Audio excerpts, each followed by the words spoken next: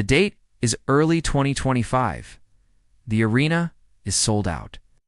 Packed to the rafters with over 15,000 souls, yet there is a distinct lack of electricity in the air. You know this feeling? Every wrestling fan knows this feeling. It is the middle of the show, the halfway point where energy begins to dip. In the ring, a champion stands with a microphone, reciting lines that feel rehearsed, safe, and utterly forgettable. The crowd is polite, but they are distracted. Phones are out. Conversations are drifting away from the squared circle. The product feels stagnant, a machine running on autopilot, waiting for a spark that hasn't come in months. Then, it happens. It isn't a sudden explosion of pyro, not at first. It is the absence of everything. The house lights don't just dim, they are severed. The giant LED screens wrapping the arena go black. The microphone in the ring cuts dead mid-sentence. For 3 seconds, there is absolute, terrifying confusion. The darkness is total. The hum of the arena vanishes, replaced by a collective gasp that sucks the air out of the building. In that pitch black, the skepticism of the modern fan dies. The smart fans who read every rumor online, the casuals who just want a show, they all become united in a singular moment of vulnerability. This is the beauty of the theater of the unexpected.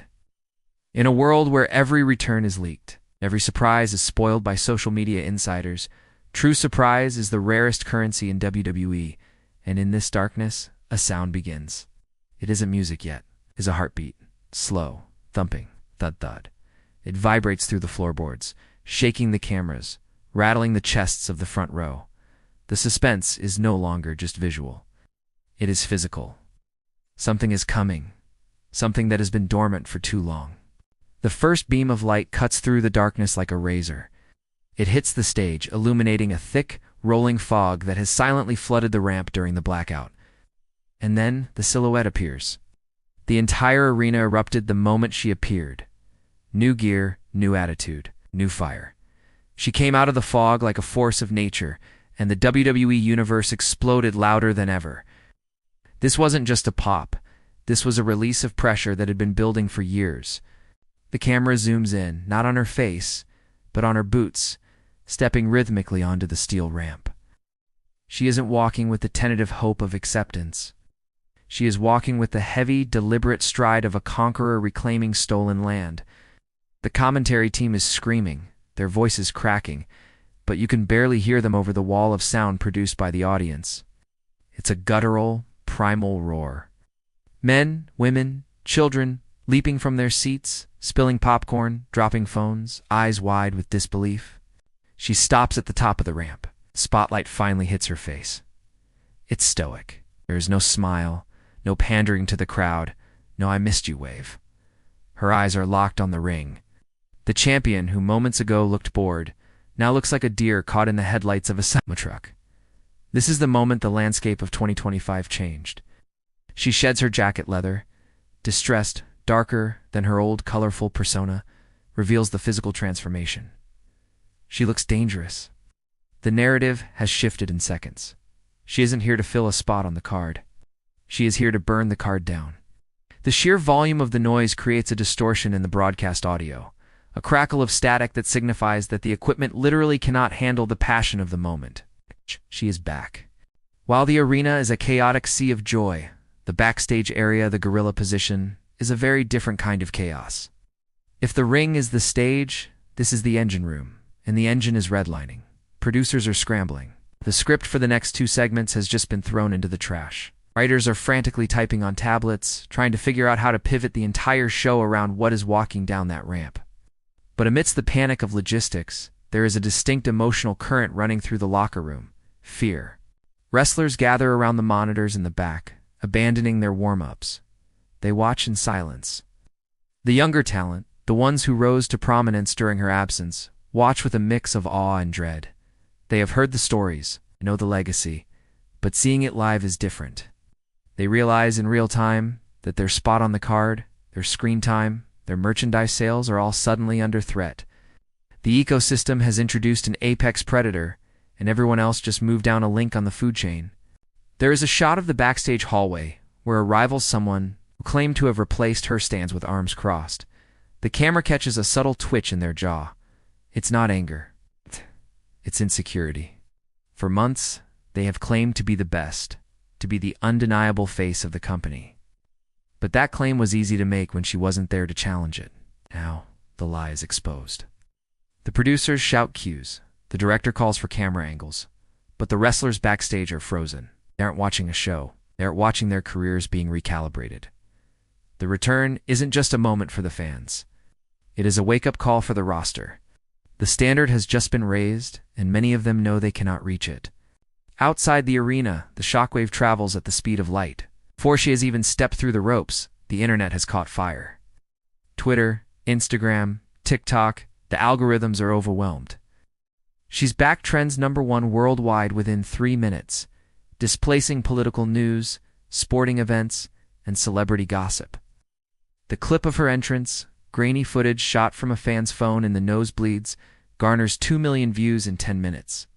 This is the modern emotional aftermath. It is the collective validation of millions of people simultaneously losing their minds. The comment sections are a blur of caps lock and crying emojis. Skeptics who swore they were done with WWE, who claimed they hadn't watched since 2020, are suddenly tagging their friends. Are you seeing this? The wrestling media, the dirt sheets that pride themselves on knowing every contract detail, are scrambling. They didn't know. There were no leaks. In an era of information overload, the company managed to keep the biggest secret of the year, and the fans are rewarding them for it with undivided attention. But amidst the celebration, speculation runs rampant.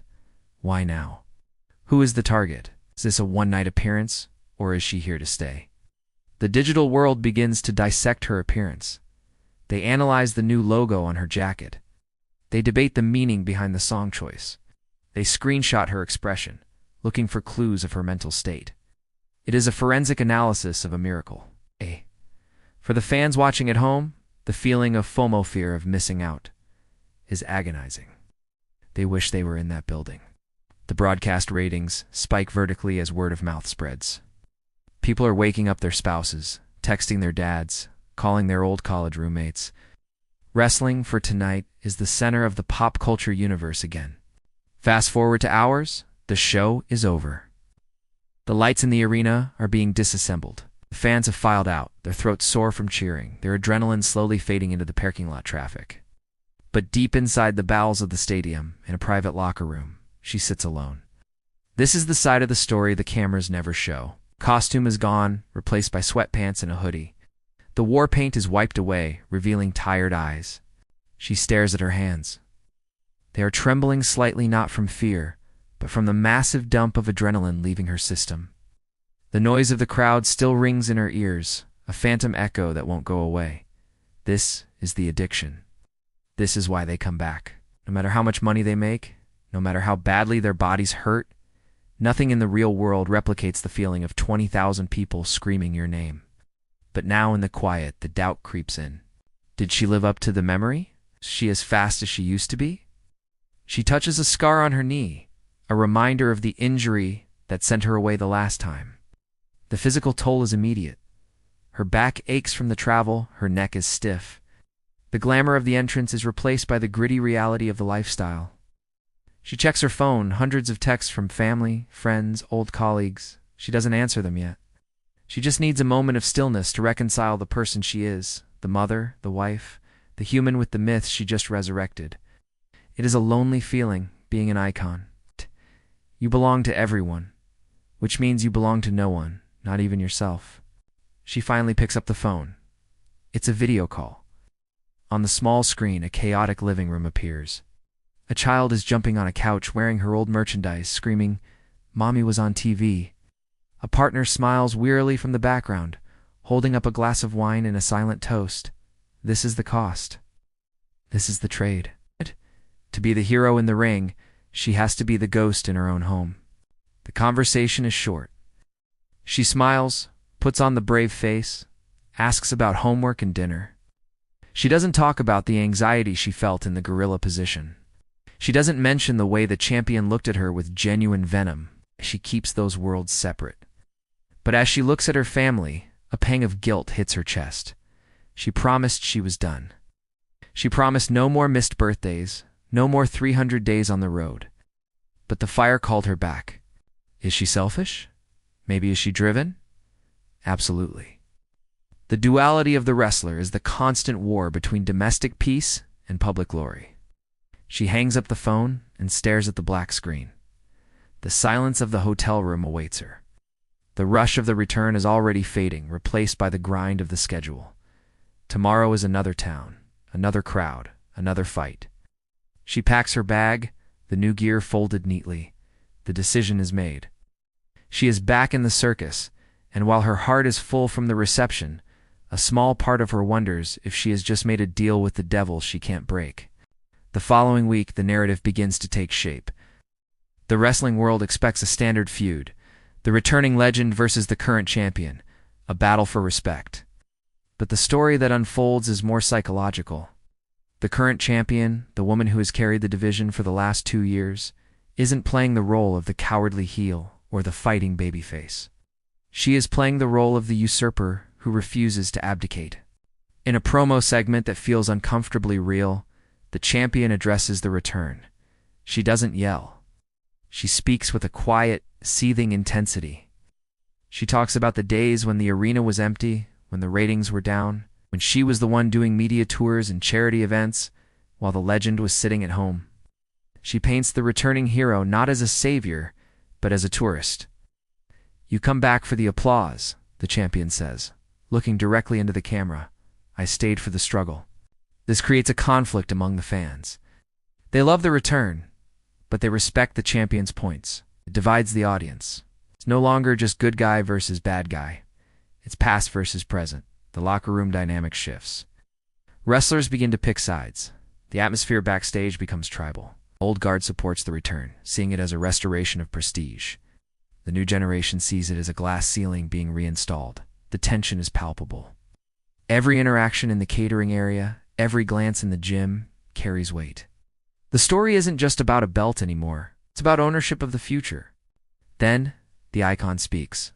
For the first time since her return, she holds the microphone. The fans chant her name, a deafening wave of love. She waits for them to finish. She looks around, soaking it in. But when she raises the mic, she doesn't do the catchphrases. She doesn't play the hits. She leans against the ropes, looking tired but dangerous, and she breaks the fourth wall. "I didn't come back to save you," she says, her voice echoing. "And I didn't come back to save this company." The crowd goes silent. This isn't the script. "I came back because I forgot who I was without this noise." It is a moment of radical honesty. She admits her vulnerability. She admits that the legend is a mask she wears to hide her own insecurities. She validates the champion's anger. She's right, the icon points to the back. She kept the ship afloat.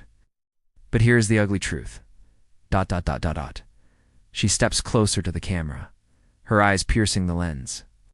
"You don't watch for the people who keep the ship afloat. You watch for the ones who rock the boat until it capsizes." It is a chilling line. It acknowledges that wrestling is unfair, that star power outweighs hard work. It transforms her from a hero into a force of chaos. But she isn't here to play nice. She is here to dominate simply because she can. The complexity of her character creates a hook far stronger than a simple challenge.